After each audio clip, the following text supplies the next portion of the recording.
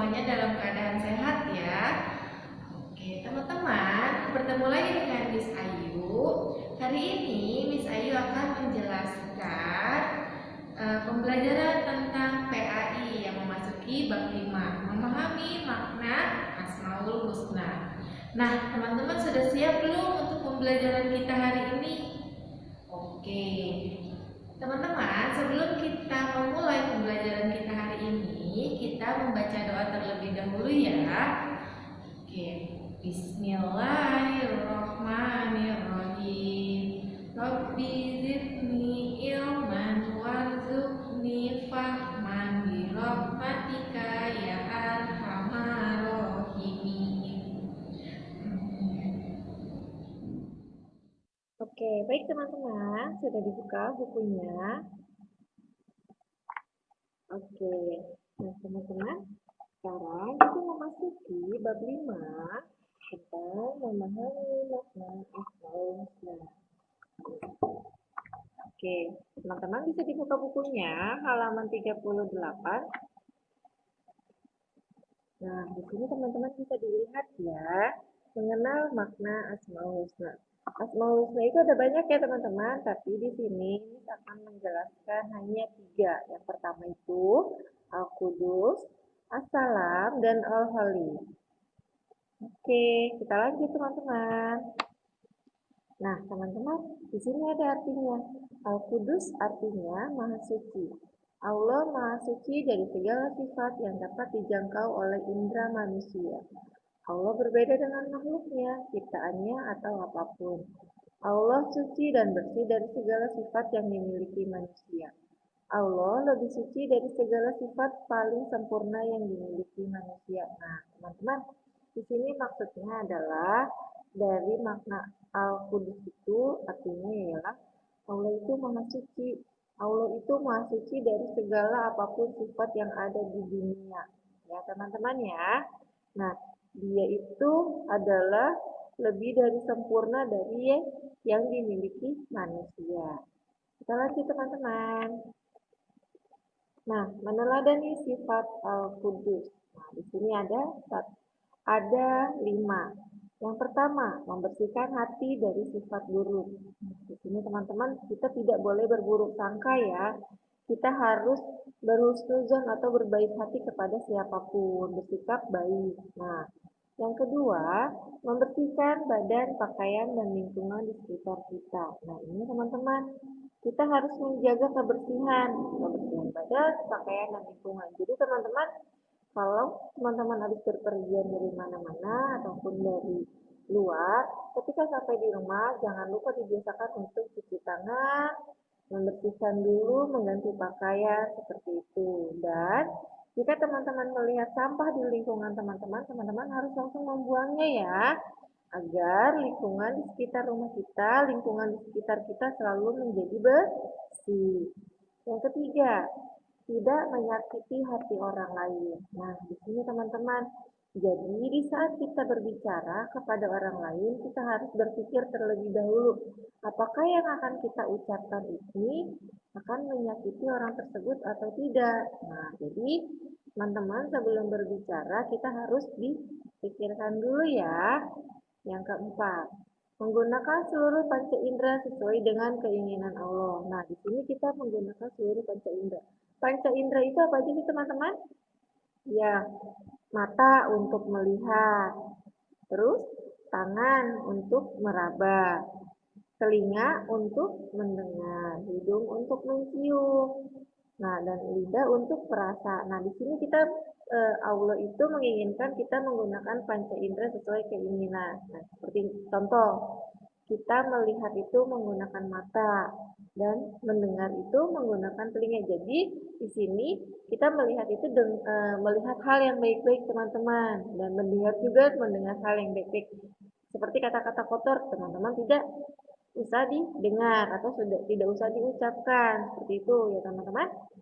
Kita masuk ke nomor 5. Tidak mudah marah agar hati kita tidak kotor dengan kebencian kepada orang lain. Nah, di sini teman-teman kita diajarkan untuk bersikap sabar. Jadi, kita harus menahan marah kita, harus menahan emosi kita agar hati kita tidak kotor dan tidak dipenuhi dengan kebencian.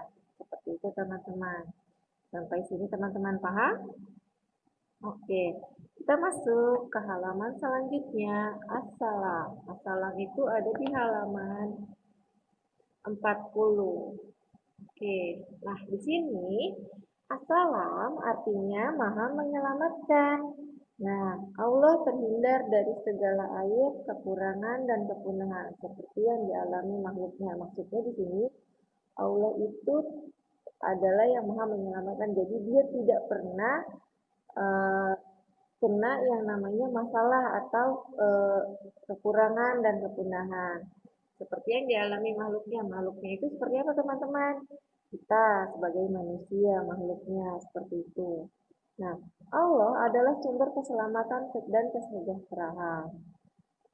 Next, pada dasarnya, segala sesuatu yang datang dari Allah mengandung keselamatan bagi manusia. Allah menyelamatkan hamba-hambanya dari bahaya dan bencana serta penyakit. Allah memberikan kebahagiaan kepada hambanya yang kesusahan. Allah memberikan jalan keluar dari segala persoalan dan kesulitan. Nah, di sini teman-teman, yang dimaksud dari assalam ini adalah semua kesulitan dan semua kesedihan yang kita jalani, yang kita alami itu akan diberikan kebahagiaan dan akan diberikan jalan keluar oleh Allah. Jadi, teman-teman, kita harus tetap selalu berdoa dan bersyukur dengan yang apa kita alami sekarang ya, teman-teman. Oke, kita lanjut. Meneladani sifat assalam. Nah, di sini ada 5 dalam meneladani sifat. Yang pertama, tidak mencelakakan orang lain. Nah, yang dimaksud tidak mencelakakan orang lain yaitu kita tidak membuat orang lain itu celaka, teman-teman. Nah, yang kedua, menolong orang yang membutuhkan dengan ikhlas. Jadi kita harus selalu menolong teman-teman. Nah, menolongnya itu dengan ya ikhlas. Jadi kita tidak mengharapkan pamrih. Jadi kita ketika teman-teman kalian mengalami kesusahan atau mengalami hal yang tidak baik, teman-teman harus menolong ya dengan ikhlas. Menghindari iri, dengki, dan perbuatan jahat kepada orang lain. Nah, di sini kita harus menghilangi rasa iri kita, dengki kita, dan perbuatan jahat kita kepada orang lain. Selalu berdoa untuk memohon pertolongan dan keselamatan kepada Allah. Nah, di sini kita harus selalu berdoa dan meminta pertolongan agar kita mendapatkan keselamatan yang diberikan oleh Allah.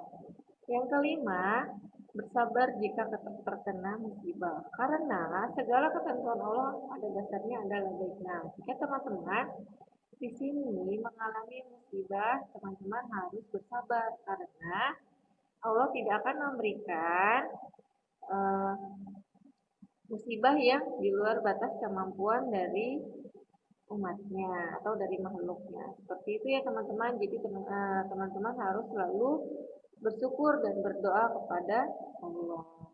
Oke, lanjut. Alholik.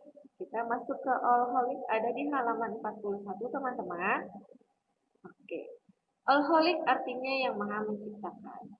Segala sesuatu yang terjadi di alam semesta ini tidak ada yang kebetulan. Nah, jadi sesuatu yang ada di alam semesta ini sudah direncanakan oleh Allah ya teman-teman. Semua adalah ciptaan Allah dan kehendaknya. Allah menciptakan alam semesta dengan segala isinya. Dia sekaligus menentukan keadaannya setiap kejadian yang ada di dalamnya dan rezeki semua makhluknya. Allah menciptakan sesuatu tanpa ada contoh sebelumnya.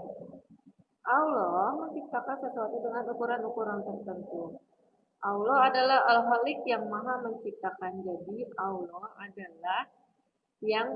adalah yang maha menciptakan. Nah, di sini Al-Khaliq itu artinya yang maha menciptakan. Jadi semua yang ada di seluruh dunia ini yang ada di alam semesta ini diciptakan oleh Allah.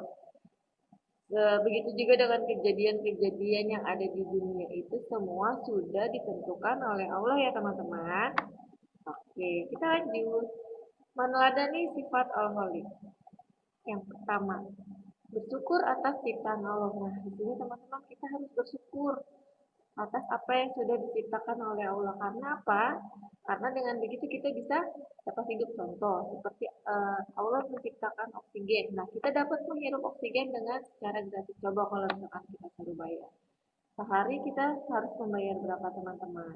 Nah, oke. Sekarang yang kedua, tidak merusak lingkungan. Nah, di sini teman-teman harus menjaga lingkungan. Jadi tidak boleh merusak ya. Yang ketiga, memanfaatkan ciptaan Allah dengan sebaik-baiknya. Yang keempat, berbuat baik terhadap sesama makhluk Allah. Nah, yang di sini yang dimaksud adalah jadi sesama makhluk Allah kita harus berbuat baik. Seperti kita harus ada hewan yang sedang kelaparan atau sedang haus, kita harus menjaga, tidak boleh kita usilin ya teman-teman. Nah, yang keempat, tidak mencela atau merendahkan orang lain. Yang terakhir, membuat sebuah karya yang bermanfaat. Alhamdulillah teman-teman, kita telah selesai melaksanakan pembelajaran tentang PAI di bab 5, mengenal Asmaul Husna. Nah, teman-teman, tadi kesimpulan yang sudah Miss jelaskan yaitu di antara nama-nama Allah yang baik yaitu ada 3. Apa aja tadi teman-teman? Al-Qudus, As-Salam, dan Al-Khaliq. Nah, Al-Qudus artinya apa teman-teman? Maha suci. As-Salam menyelamatkan, dan Al-Khaliq Maha menciptakan. Nah teman-teman, cukup sekian dari Miss Ayu. Semoga pembelajaran video dari Miss Ayu untuk kali ini dapat dipahami oleh teman-teman ya. Oke teman-teman, tetap semangat walaupun belajar di rumah.